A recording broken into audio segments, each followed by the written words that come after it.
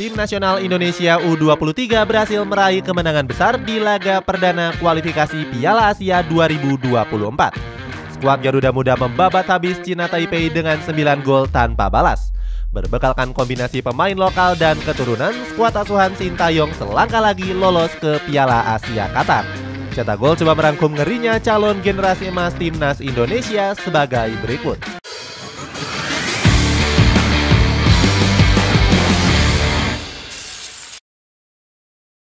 Memupuk bintang muda sejak 2020.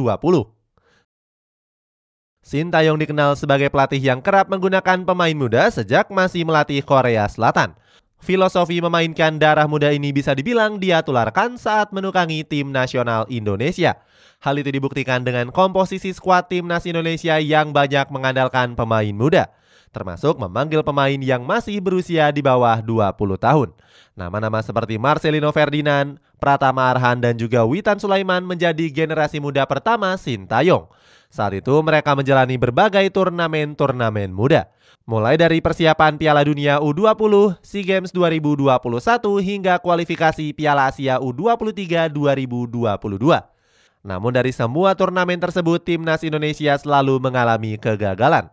Sebagai contoh di SEA Games 2021 yang lalu, saat itu skuad Garuda Muda hanya bisa meraih medali perunggu.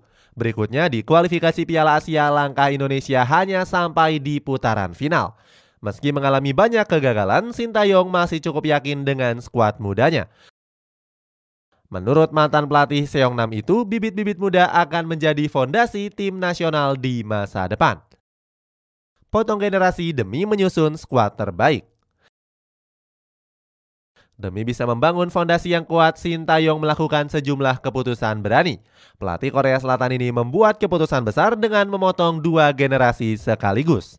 Hebatnya, keberanian tersebut mulai membuahkan prestasi untuk skuad Garuda.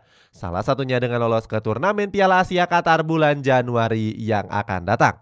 Padahal terakhir kali Indonesia berpartisipasi di turnamen ini adalah pada tahun 2007 yang lalu. Komposisi skuad Garuda diisi oleh Rizky Ridho, Nadeo Argawinata hingga Muhammad Rafli. Padahal di tahun tersebut masih banyak pemain senior yang punya jam terbang cukup tinggi. Mulai dari Hansa Muyama, Andri Tani Ardiansyah hingga Ilyas Pasoyevic. Ketiga pemain tersebut bahkan masih tampil konsisten dengan menjadi andalan di klubnya masing-masing.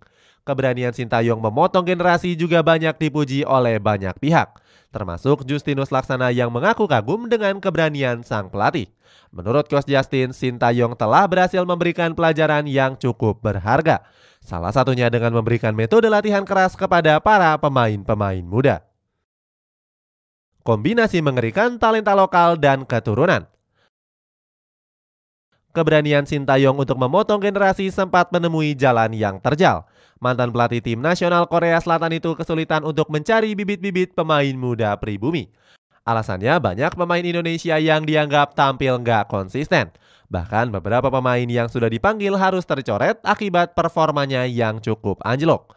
Sintayong pun mengakali hal tersebut dengan memanggil sejumlah pemain-pemain keturunan yang berkarir di luar negeri.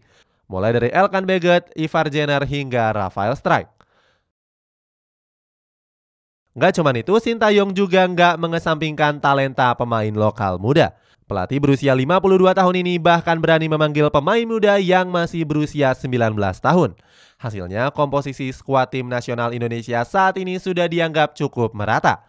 Sintayong mengungkapkan jika skuadnya sudah sangat siap untuk bermain di kualifikasi Piala Asia U23. Dikutip dari laman resmi PSSI, Sintayong menargetkan anak asuhnya untuk lolos ke Piala Asia U23 di Qatar.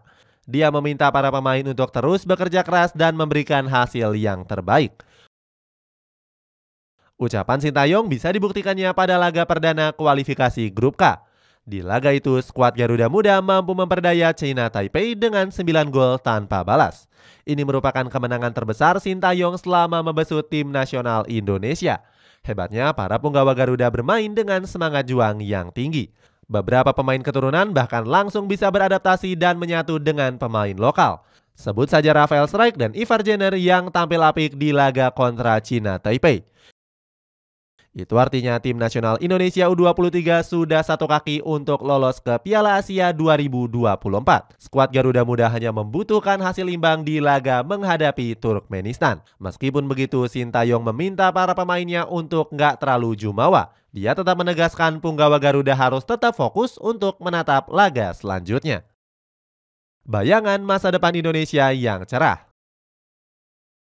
Kerja keras Sintayong membangun ulang skuad kini membuahkan hasil yang signifikan. Skuad Garuda Muda perlahan bisa mengalami progres peningkatan yang cukup baik. Pelatih timnas Thailand yakni Mano Polking memuji Sintayong yang bisa membangun skuad tangguh.